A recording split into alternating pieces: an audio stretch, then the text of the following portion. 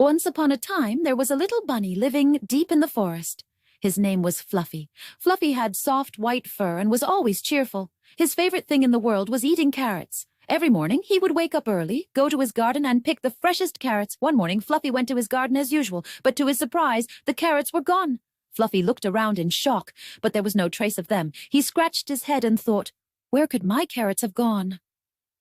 Determined to solve the mystery, Fluffy decided to ask his forest friends for help. His first stop was Owl, who was known for knowing everything. "Hello, Owl," said Fluffy. "This morning my garden carrots disappeared. Have you seen them?" Owl opened his big eyes wide and spoke wisely. "Maybe the wind blew them away somewhere. But it's best to ask Fox. He's always wandering around the forest and sees everything." Fluffy set off to find Fox. On the other side of the forest, under a big tree, Fox was resting. Fluffy quickly approached and explained the situation. Fox smiled and said, "Ah, yes. This morning, I saw a group of squirrels running toward your garden. I think they might have accidentally taken your carrots. Let's go ask them together."